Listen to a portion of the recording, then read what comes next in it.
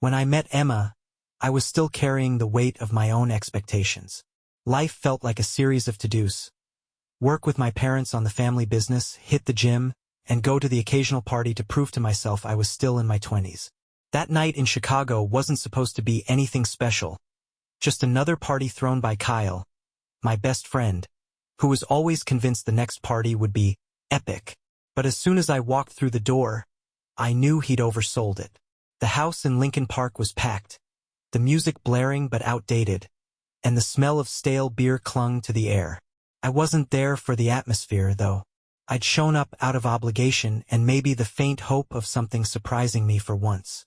I grabbed a drink from the counter, a glass of cheap champagne that fizzed aggressively as if to mock me, and leaned against a wall, trying to decide how long I had to stay before making my escape. That's when I saw her. She wasn't dancing or trying to be the center of attention. Emma was leaning casually against the kitchen counter, her white coat draped over her arm, as if she'd just come straight from work. She was petite but carried herself with an understated confidence that made her stand out more than anyone else in the room. Her sharp green eyes scanned the crowd, observing, not seeking. Her dark hair was tied back loosely, a strand falling out and brushing her cheek. She looked like she didn't belong here, too put together, too composed. And yet, there she was, sipping a soda and smiling faintly at something someone had just said. I don't know what possessed me to walk over. Normally, I'd have stayed in my corner, waiting for someone else to break the ice. But something about her pulled me in like gravity. You look like you've already decided this party isn't worth it, I said as I approached, my voice louder than it needed to be over the music. She turned her head, her green eyes locking onto mine. For a moment, I thought she'd brush me off, but then she smiled, just the smallest curve of her lips, and said, "Took you long enough to notice." I laughed, more out of relief than anything. Yeah, well, I thought maybe I'd give it a shot before passing judgment. I held up my champagne glass. But I'm not sure this qualifies as a shot. She raised an eyebrow, her smile sharpening. That's because you're drinking store-brand bubbly. Rookie move. Noted, I said, grinning. What should I be drinking then, expert? Soda, she replied, lifting her own cup. Less risk, no regret. I chuckled, caught off guard by how quickly she disarmed me. Fair point. I'm Josh, by the way. Emma, she said, shaking my hand. Her grip was firm, not like the polite handshakes most people offered at parties. So, Josh, what brings you here? Let me guess. Friend dragged you along. I nodded. Kyle's convinced this is the party of the year. He was wrong. She laughed, a low, genuine sound that made my chest tighten. Well, at least you're honest. I came straight from a shift, so my expectations were low to begin with. Shift? I asked. Medical resident, she said, taking a sip of her soda. Long hours, no sleep, too much coffee.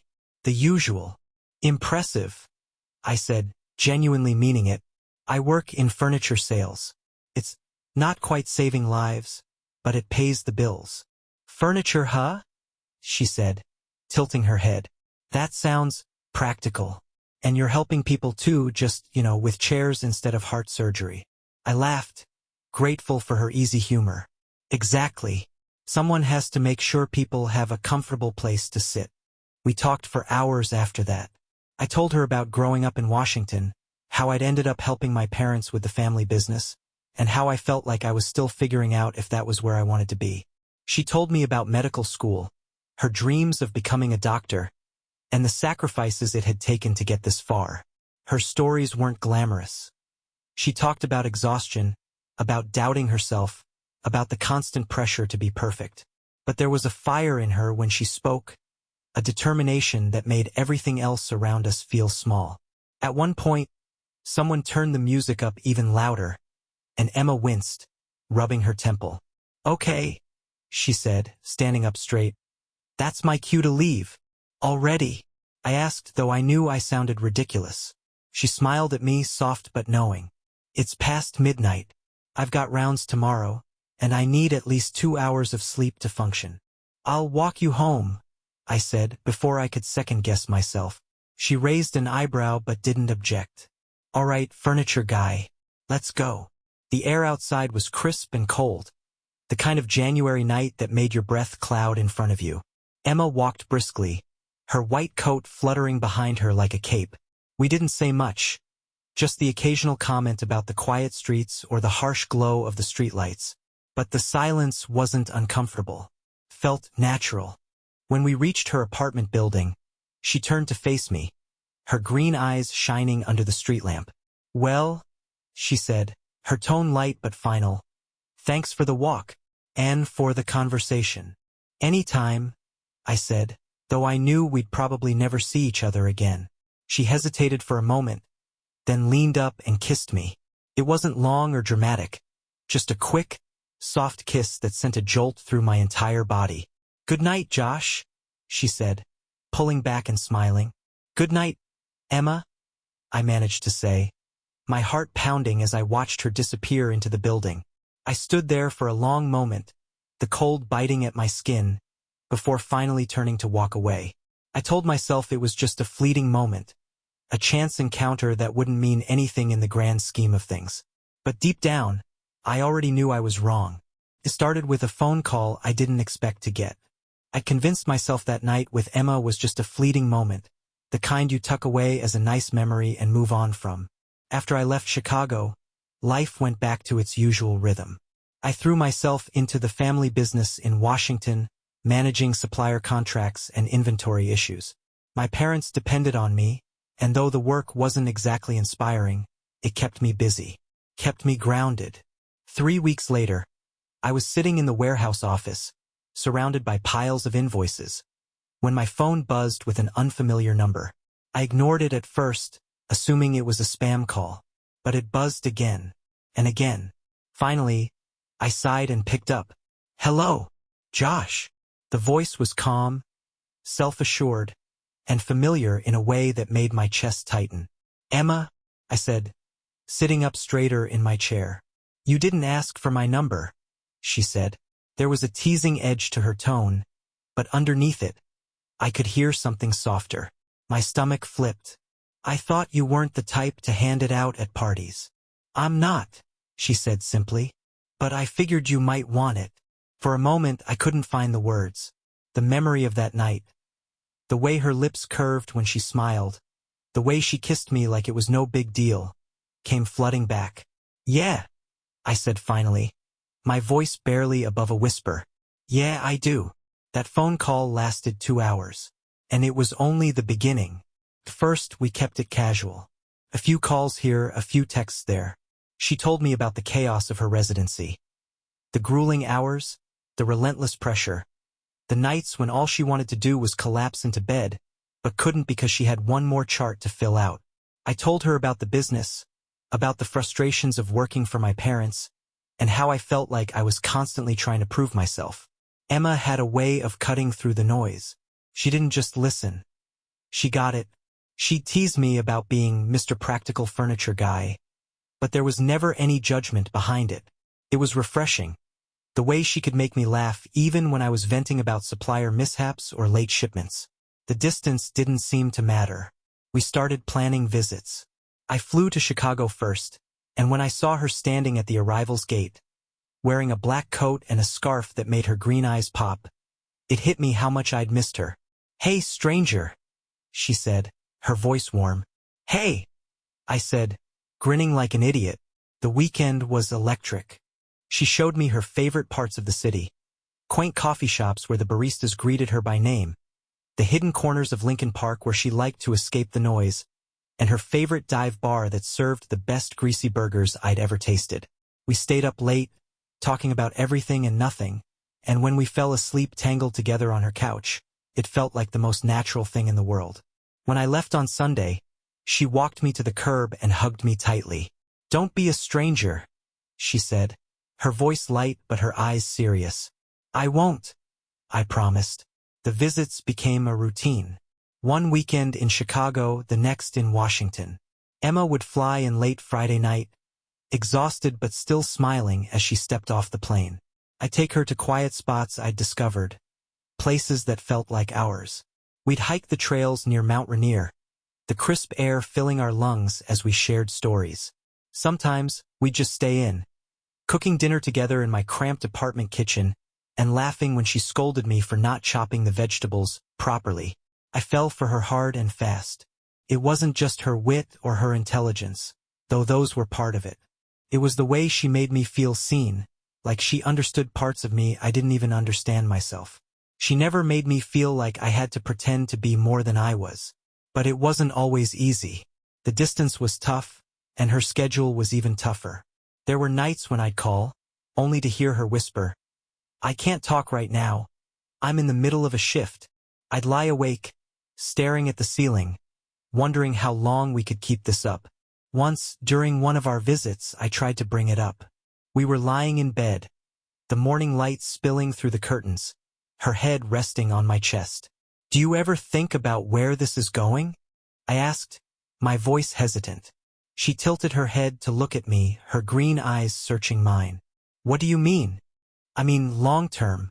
How do we make this work?" She was quiet for a moment, her fingers tracing circles on my chest. "We just do," she said finally. "Because it's worth it." Her words stuck with me. Emma had a way of cutting through my doubts, of making everything feel simpler than it was. 3 years passed in what felt like a heartbeat. We built a life out of weekends and late-night phone calls, out of text messages that made me smile at the most random moments. I'd never thought I could feel so connected to someone who lived so far away. But Emma wasn't just someone. She was everything. I knew I wanted to spend the rest of my life with her.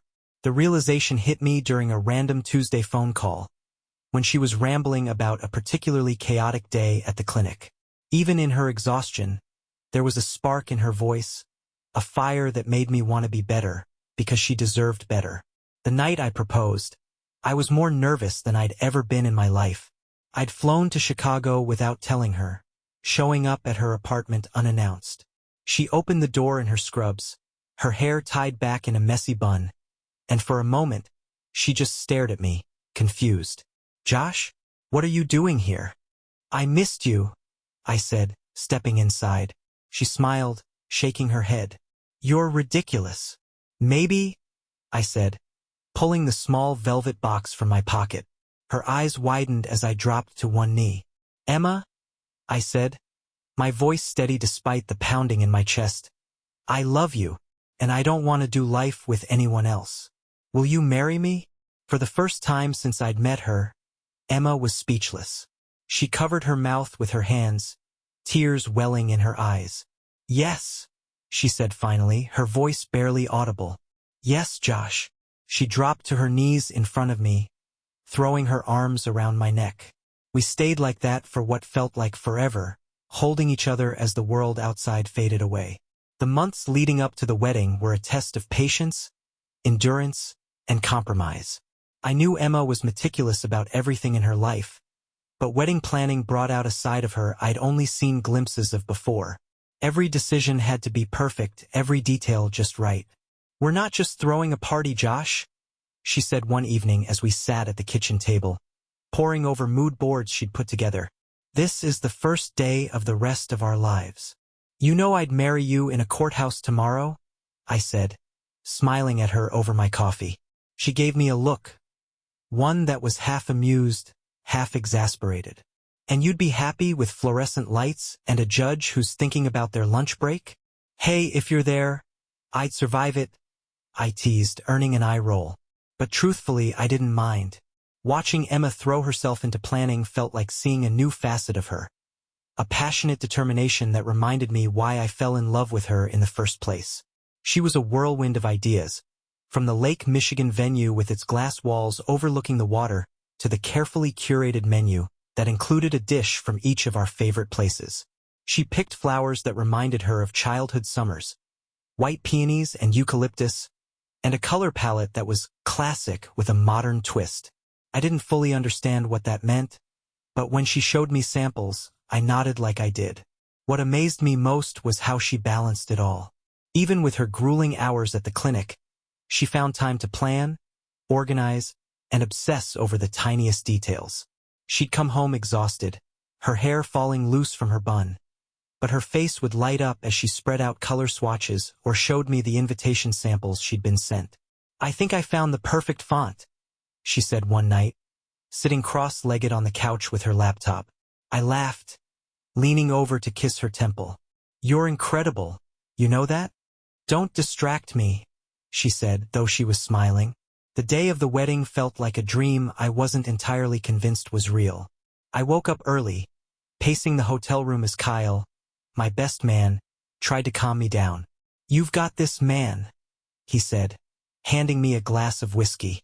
"You're going to walk out there, say your vows, and she's going to cry because she loves you so damn much." "Yeah," I said, though my chest felt like it was being squeezed in a vice. When I stood at the altar, the nerves melted away the moment I saw her. Emma stepped into the room, her arm linked with her father's, and time seemed to stop. She was radiant, her dress simple yet elegant, with a sleek silhouette that shimmered as she moved. Her dark hair was pinned up, a few loose strands framing her face, and her green eyes locked onto mine as she walked toward me. For the first time in my life, I forgot how to breathe. "You okay?" she whispered when she reached me, her lips twitching in amusement. "You're stunning," I managed to say, my voice breaking. The ceremony passed in a blur of emotion. I barely heard the officiant as I stood there, my hands clasping Emma's, trying to memorize every detail of her face. Her vows were as practical and heartfelt as she was. "I promise to love you in the chaos and the calm, to be your partner in everything, no matter how hard or messy life gets. You're the one I want to face it all with, Josh." When it was my turn, I spoke from my heart. "Emma, I don't know what I did to deserve you, but I'll spend the rest of my life proving that I do. You're my everything, my partner, my best friend, and the love of my life. I promise to stand by you always." When we kissed, the room erupted in applause. But all I could hear was the rush of blood in my ears and the soft, warm press of her lips on mine. The reception was just as magical.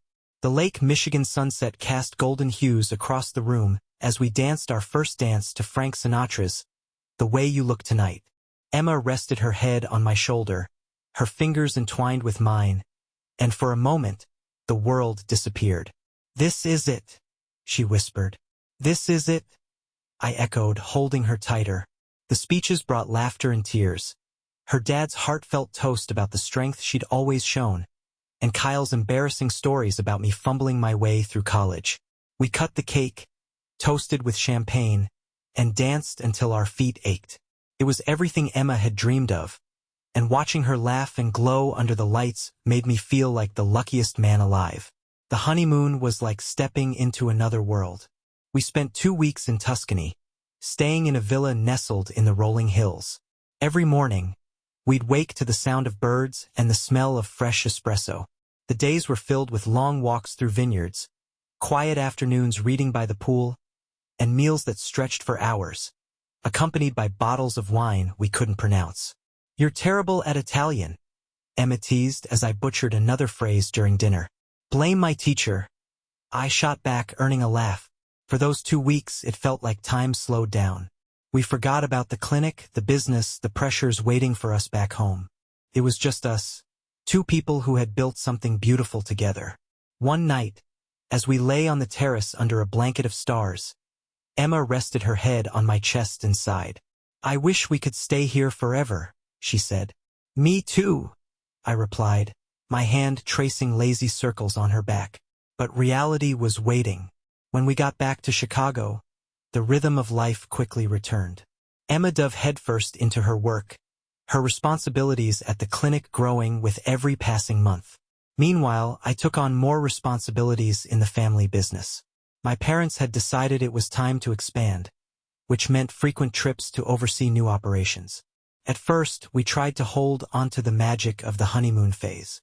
We planned date nights, took spontaneous day trips, and made promises to prioritize each other no matter how busy life got. But life has a way of wearing you down no matter how good your intentions are. Weekends turned into catch-up sessions for work. Emma's shifts grew longer, and my business trips more frequent. I'd come home to find her asleep on the couch, her laptop still open, and I'd wonder if this was what our forever was going to look like. Two people running parallel lives, too tired to reach for each other. The first year of marriage was supposed to be the easiest, but it felt like we were already slipping into something harder. I told myself it was temporary, that we'd figure it out. Emma would look at me with tired eyes and say, "Once things calm down, we'll take that trip to Colorado."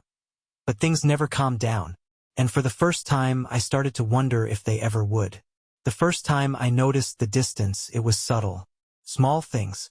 Emma's laughter wasn't as loud when I told her jokes.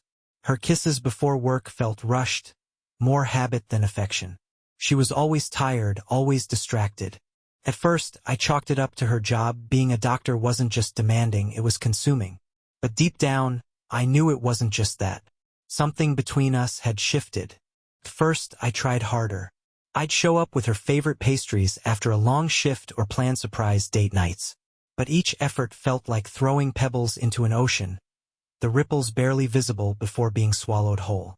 "I'm sorry," she'd say for the 100th time, pulling on her scrubs as I sat at the kitchen table, the dinner I'd cooked already cold. "I'll make it up to you, I promise." I'd force a smile and wave her off. "It's fine, Emma. I get it. You're busy." But it wasn't fine. I spent more and more nights alone in the house. Sometimes, I'd sit in the living room with the TV on but muted, staring at the empty seat where Emma should have been. Other times, I'd head to bed early, telling myself it was better than waiting up for her. The house we'd bought together, the one that had once felt like a fresh start, now felt like a place where we merely existed. The walls were quiet, the rooms empty of the laughter and warmth they were supposed to hold. The gym became my escape. It was the one place where I felt like I had control, where the weights responded to the effort I put in.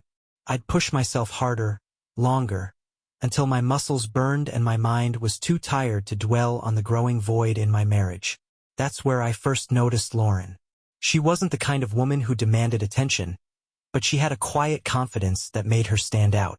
She was tall, blonde, and fit, with piercing blue eyes that seemed to notice everything. At first, I didn't think much of it, just another regular at the gym. But then I started catching her looking at me. A glance here, a quick smile there. I ignored it, or at least I tried to. But one evening, after an especially brutal leg day, she walked up to me at the juice bar. "You okay over there?" she asked, her tone playful. "You looked like you were about to collapse during that last set." I chuckled, wiping sweat from my forehead. "Yeah. Leg day has a way of humbling you." She laughed, her voice warm. "You've got that right. I'm Lauren, by the way." "Josh?" I replied, shaking her outstretched hand. The conversation was light, workouts, fitness tips, the usual small talk. But there was something about the way she listened, the way her eyes lingered just a second too long, that unsettled me. It wasn't overt, but there was a spark of something there, something I hadn't felt in a long time. When she offered to buy me a shake, I hesitated. "I probably shouldn't," I said, thinking of Emma at home. But then I remembered that Emma likely wasn't at home. She was probably still at the clinic, buried in charts or attending some late-night meeting. "Sure," I said finally. I told myself it was nothing, just a friendly conversation with someone who happened to be at the same gym. But over the next few weeks, Lauren and I crossed paths more often. She'd wave at me from across the room or stop to chat after our workouts. "Still killing it, I see," she teased one evening as I finished my final set. "Trying to," I replied, catching my breath. She tilted her head, her blue eyes studying me. "You seem tense. Life got you running in circles?" Her question caught me off guard. It was the kind of thing Emma used to notice back when we paid attention to each other. "Something like that," I said, avoiding her gaze. "Well," she said, her tone light but pointed. "If you ever need a break, I know a great spot for coffee." I didn't take her up on the offer right away. But the next week, after another night spent staring at an empty house, I found myself agreeing to meet her. It was just coffee, I told myself. Nothing more. The cafe was small and tucked away, the kind of place that felt intimate without trying too hard. Lauren greeted me with a smile that was equal parts friendly and flirtatious. Look at you actually taking a break, she said as I sat down. What can I say? You're persuasive. The conversation was easy, natural. She asked about my work, my family, my life. And for the first time in a long time, I felt seen. Lauren wasn't distracted or hurried. She wasn't checking her phone or thinking about the next thing on her to-do list. She was present, her attention fixed entirely on me. I tried to keep things light, to steer the conversation away from anything too personal. But Lauren had a way of drawing me out, of asking questions that made me forget why I'd been hesitant in the first place. By the time we finished our coffee, I'd almost forgotten what it felt like to connect with someone like that. The kiss happened 2 weeks later. It was late, and the gym was nearly empty. Lauren and I had finished our workouts and ended up in the parking lot, leaning against my car as we talked. The night was crisp, the air filled with the faint smell of rain. I should probably head home, I said, though I made no move to leave. Yeah, she replied softly, her eyes meeting mine. There was a pause, a beat that stretched longer than it should have. And then she stepped closer. Josh, she whispered, her voice barely audible. I didn't let her finish. Before I could think, before I could stop myself, I leaned in and kissed her. The moment our lips met, the world seemed to tilt. It wasn't just a kiss. It was an escape, a release, a desperate attempt to fill the void I'd been ignoring for too long. When we pulled apart, Lauren looked up at me, her eyes searching mine. You've been holding that in for a while, haven't you? I nodded, unable to speak. That night, I sat in my car outside my house, staring at the dark windows. Emma's car wasn't in the driveway, and the house looked as empty as it felt. I told myself it was a mistake, that it wouldn't happen again. But deep down, I knew better. Something had shifted, something I couldn't undo. Lauren wasn't just a distraction. She was a reminder of everything I felt like I'd lost. Every betrayal has a moment where the weight of it becomes too heavy to carry. For me, that moment came on a cold November evening. I don't know if it was the guilt gnawing at me, the look in Lauren's eyes when she smiled at me that morning, or the silence that had taken root in my marriage. But something inside me broke. I couldn't keep lying. Not to Emma, not to myself. Emma was sitting at the kitchen table when I came home, her laptop open in front of her and papers spread out across the surface. She didn't look up when I walked in, her focus fixed on whatever case she was reviewing. The sight of her, so deeply immersed in her world, sent a pang through me. She had no idea. Hey, I said, my voice tight. She glanced up briefly, offering me a small smile. Hey, how was your day? It was such a simple question, one that used to mean so much more. Now, it felt like an empty placeholder, a ritual we performed out of habit. Can we talk? I asked, my hands clenching at my sides. Emma's brow furrowed, and she closed her laptop, giving me her full attention. What's wrong? I sat down across from her, my heart pounding so hard I was sure she could hear it. There's something I need to tell you. Her eyes narrowed slightly, her expression cautious. Okay. I opened my mouth, but the words caught in my throat. How was I supposed to say this? How could I destroy everything we'd built with a single sentence? I've been seeing someone else, I said finally, my voice barely above a whisper. For a moment, Emma didn't react. She just stared at me, her expression frozen. And then, slowly, her shoulders stiffened, and the color drained from her face. What did you just say? She asked, her tone so calm it sent a chill through me. I've been seeing someone else, I repeated, the weight of the confession settling heavily between us. Her lips parted slightly, as if she were about to say something, but no words came. She looked down at her hands, her fingers curling into fists. How long?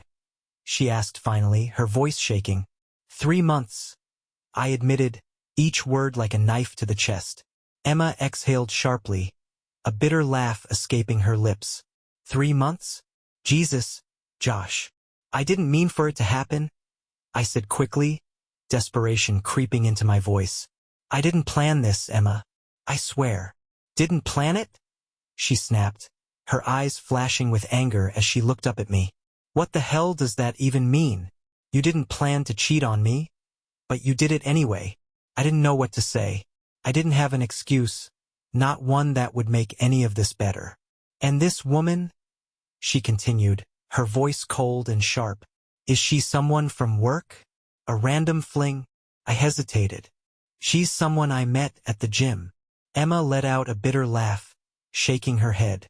Of course, the gym. God, that's such a cliché, Josh. There was a long silence, the kind that felt like it stretched into forever. Emma stood up abruptly, pacing the kitchen with her arms crossed tightly over her chest. Why are you telling me this now? She demanded, her voice rising. I swallowed hard. Because it's not just an affair anymore. She's pregnant. The words hung in the air like a thunderclap, the weight of them crushing. Emma froze mid-step, her back to me. For a moment, I thought she might not have heard me. But then she turned around, her face pale and her eyes wide with shock. What? She whispered, her voice barely audible. She's pregnant. I repeated, my voice breaking. Emma's hands fell to her sides, and she stared at me like I was a stranger, like she didn't even recognize the man sitting in front of her. You've got to be kidding me, she said, her voice trembling. I'm sorry, I said, my throat tight. Sorry? She repeated, her voice rising. You're sorry?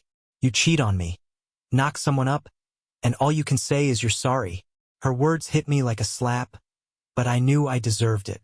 I destroyed everything. Our marriage, our trust, the life we'd been building together. Emma paced the kitchen again, running her hands through her hair. I don't even know what to say to you right now, she said, her voice cracking. I thought we were just in a rough patch. I thought we could fix it. And all this time you were... She stopped abruptly, her shoulders shaking as she struggled to hold back tears. I didn't want it to be like this, I said, my voice barely above a whisper. Then what did you want, Josh? She demanded, turning to face me. Because it sure as hell wasn't me. I had no answer for her. Emma didn't come to bed that night. She stayed in the guest room, and the silence in the house was suffocating. I lay awake for hours, staring at the ceiling, my mind replaying the look on her face when I told her the truth. The next morning, she was already up when I came downstairs. She was standing by the kitchen counter, a cup of coffee in her hand, her eyes red and swollen. I'm leaving, she said, her voice flat.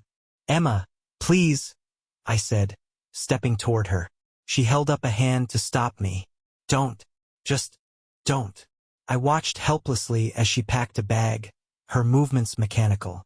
She didn't yell, didn't cry. She just moved through the house like a ghost, her silence louder than any words could have been. When she walked out the door, she didn't look back. The months that followed were a blur.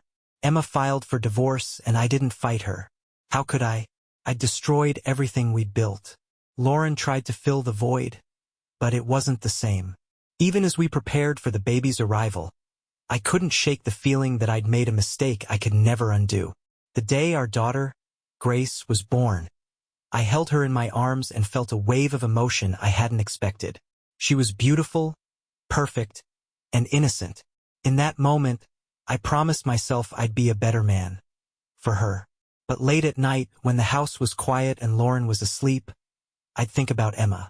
About the life we were supposed to have, the future we'd planned. I wondered if she'd ever forgive me, if she'd ever find someone who could give her what I couldn't. And maybe, in those moments, I wished I could go back and rewrite it all.